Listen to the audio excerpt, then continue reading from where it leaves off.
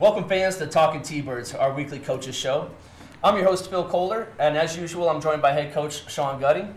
But today we're joined by a very special guest, 6'6" forward out of Lebanon, Kentucky, Jamison Epps. Jamison, thanks for joining us today. No, thank you for having me on the show today. Absolutely. So, Coach, you guys get two big wins this week. You moved to 22-5 overall. You've won 7 in a row. You secured that opportunity to not have to play in that pigtail game at the start of the tournament. Talk about how important it is to make sure and get out of that game and secure your spot in the Region 9 tournament. I think it's a huge deal, honestly, especially with this year and just trying to stay healthy.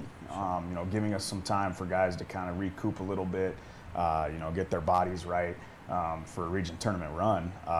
And it's a big deal to just kind of prove how good we've done this year, how consistent we've been. And the last 2 years we've played in that bye game, and it's never easy because you got to play a team that you've played twice, maybe even 3 times already. So it's good to kind of get that out of the way, get on your belt, and get some practice time and to get prepared for the regional tournament. Yeah, and get healthy too, right? I mean, give those guys a couple of days to kind of recoup a little bit. Jamison, you guys have won 7 games in a row. Talk about what this turnaround has looked like for you and what you guys are doing well in order to be so successful. It's all about being consistent. We dropped that one early to Northwest starting our conference play, and then we went through what we went through as a team. And we kind of saw it it was kind of like a back against the wall. Like there was no way to go but up. All we have is each other, and we knew that it was going to take all of us to do what we was doing. And luckily, we've all bought in, and we've actually started to really believe in each other. And now we're on a 7-game win streak with 2 more to go. Absolutely. Yeah, great. And so, Coach, you guys beat Central last Wednesday by 15. Jamison leads the way with 21 points, 13 rebounds, 8 assists. Last time you guys played Central, you guys had a good halftime lead.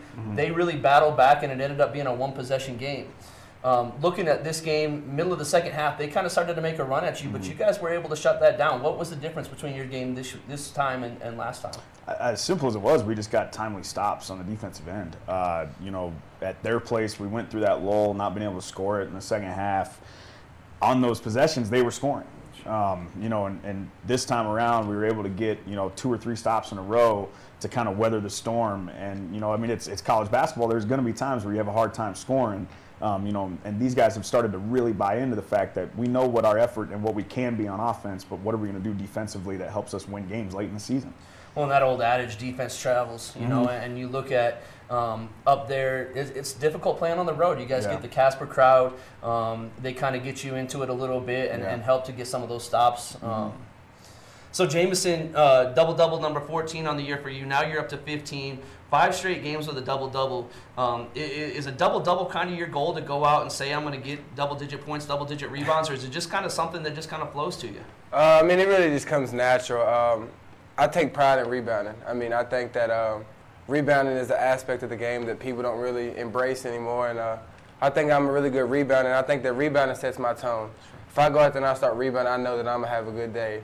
And then it's just all about someone's got to do it, and I really like taking pride in and being our leader on that aspect to know that if I go out there and do it, I know that my peers is going to go out there and follow me in the same footsteps. Sure, and I feel like you're a guy, too, that has that ability to get a defensive rebound and lead the break the other way. Yeah. You guys have been so good in transition this year, and I think a lot of that starts with your ability to either rebound it and handle it or rebound it and throw an outlet pass to somebody that's going to go and get us a bucket the other way. Yes, sir.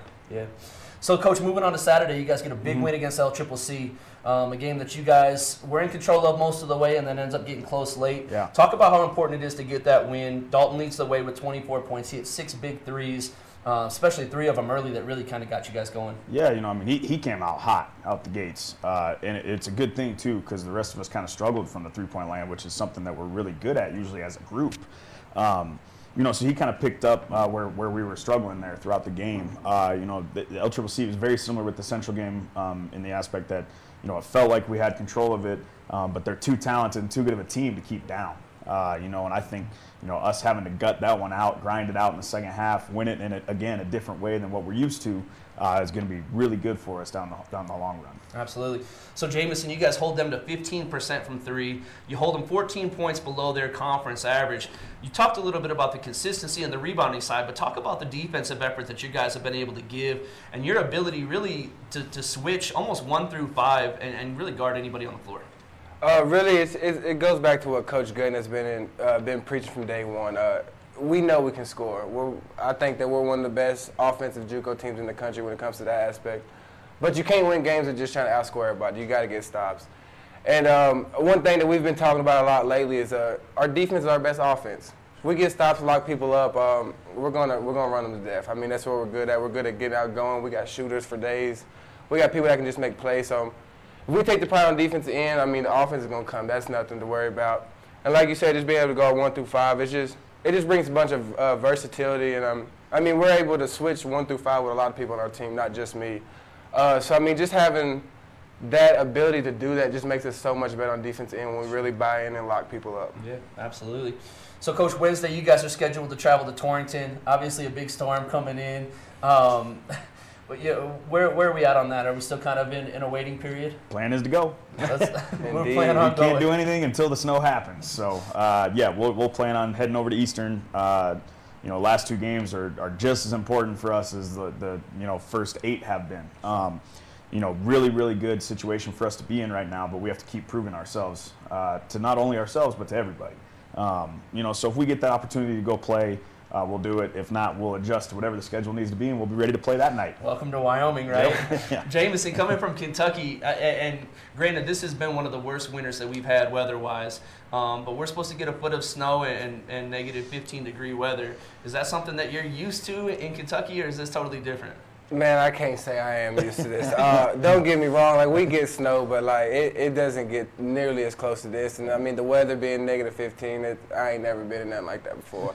But like you said, I mean, we're about to get a foot of snow, and if we do, I ain't gonna lie, I'm probably gonna be out there playing it. I ain't never seen a foot of snow that much, so I mean, I gotta go take advantage of that one time. And I mean, why not have fun? I mean, at the end of the day, we're still kids, and we gotta still do what kids would do. Absolutely.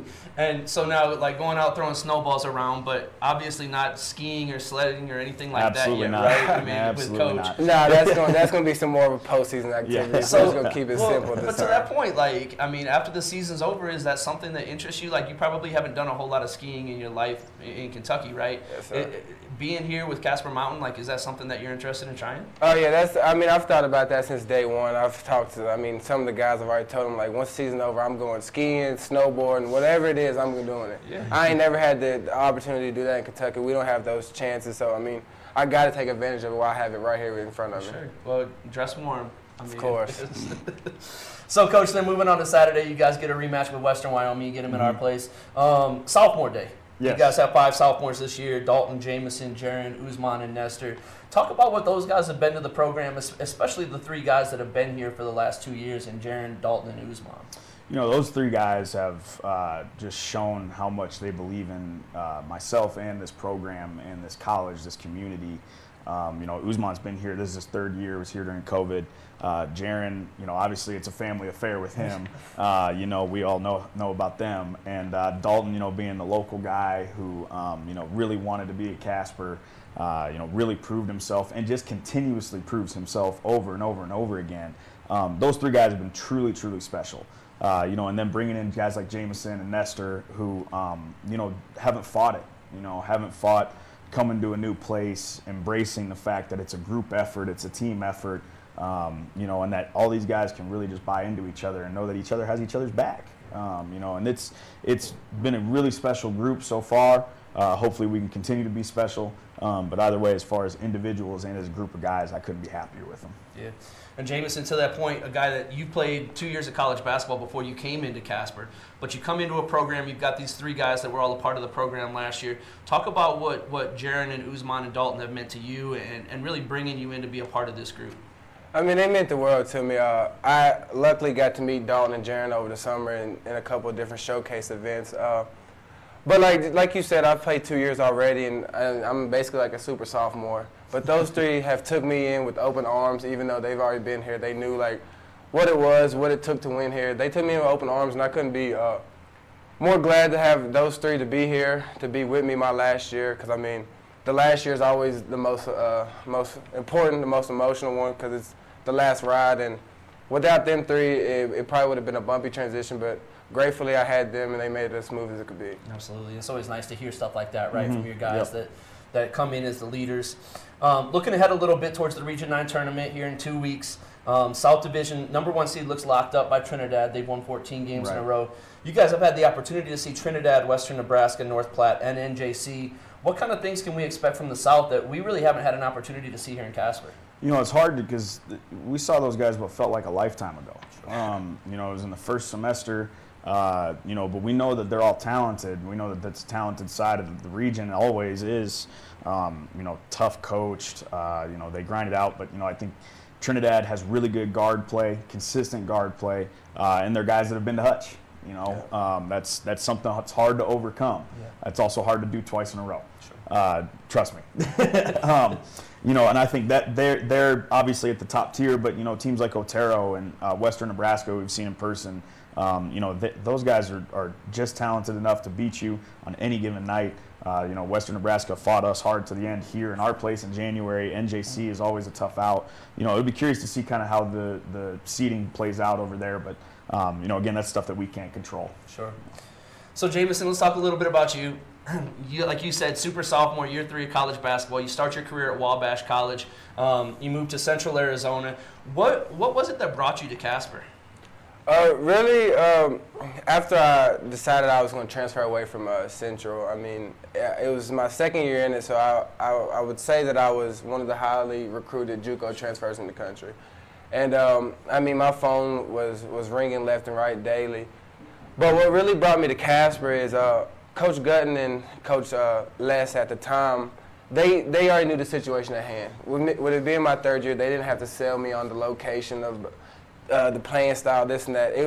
They treated it more of like a personal level. They wanted to really know me as a person. They wanted to know my family. They were want to connect with me as more of an individual rather than just a player. Sure. So then, just as time passed, man, I mean, I couldn't overlook that. I couldn't. And then after putting just the decision in God's hands, it was one morning I woke up, I texted Coach Gutton, I was like, let's do this, man. Like, there's no more time to wait. Like, let's get this done. Sure. So, Coach, a guy comes in with over 1,000 points in his career, over 500 rebounds. Obviously, it's a no-brainer for going out and trying to find somebody like that. Yeah, definitely. I mean, we knew Jameson's talent spoke for itself. The exciting thing for me was realizing through our recruiting conversations and just the time we spent together in July for a little bit out there in Vegas for the JA48 was that he was eager to get him better. You know, and you know, Jameson had a really good viewpoint realizing that, hey, he still had to do another year at junior college. How am I going to fix whatever the problem is, and how can these guys, Coach Gutting and Coach Les at the time, help me do that? He didn't fight us on it. And it made it very easy for us to get him into the program and know that he would fit in. Yeah. You know, and he's proved himself with that daily. Sure. So, Jameson, how has the Casper life been? I mean, it's probably a little different than Central Arizona. Obviously, the weather's a little different. But what's it been like living in Casper, and what's it been like playing in front of these great fans? I mean, it's been nothing short of amazing, man. I can't complain at all. Like you said, I mean, it's definitely different than what I've been around. But like you said, it's different, and I'm all about different. I'm all about traveling. I mean, why not? I mean, it's free education. I get to travel the world and do what I love, so why not? And then, I mean, playing these fans, it's amazing.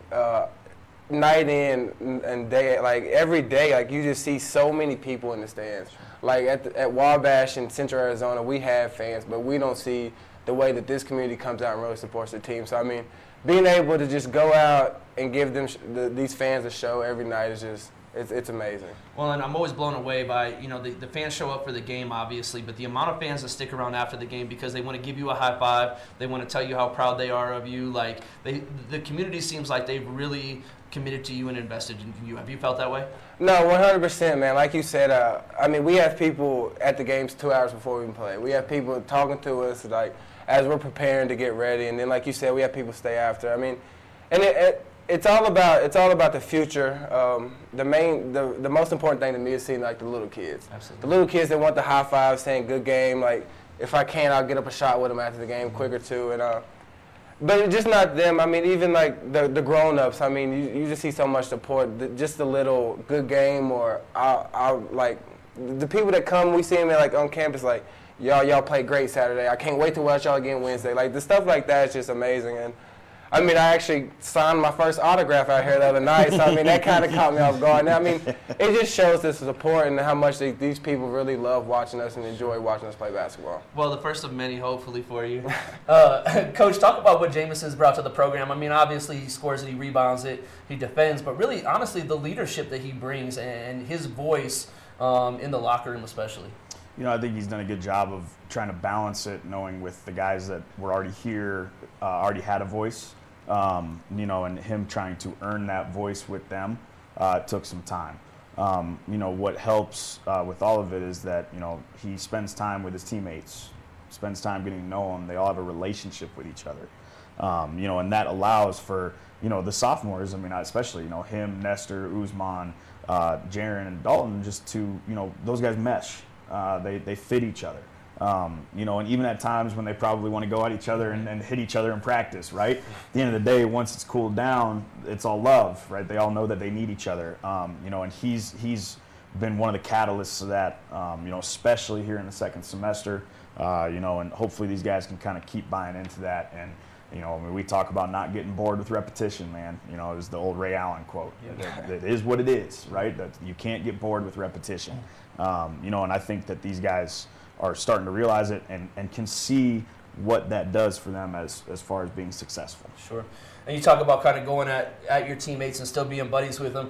Jamison, I'm going to give you this one-time opportunity, and I haven't told Coach this yet, but I'm going to give you an opportunity to tell your teammates on camera who the greatest basketball player of all time is and why, without any sort of feedback or anything like that. You tell Jaron and Fontaine exactly who it is with no feedback. Go ahead. I hope all 11 of y'all is watching this when I say this. The greatest player to ever pick up the basketball is LeBron James. Jordan. Oh, jeez. Number one scorer all time, top 5 in assists, and he has never done anything wrong in the 20 years he's been playing.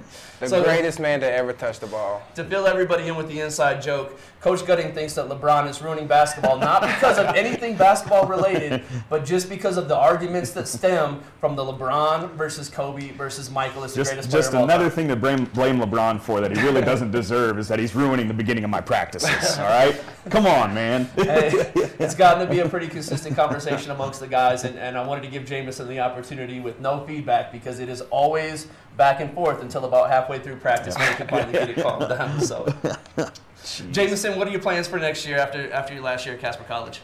Honestly, right now, I don't know. I know the recruitment process is going. I've had schools contact me. I know Coach Gutting's had schools contact him, but all that's going to play out. My main focus right now is finishing this week 2-0, finishing the postseason, winning the region tournament 3-0, and taking that 15-hour bus ride to Hutch.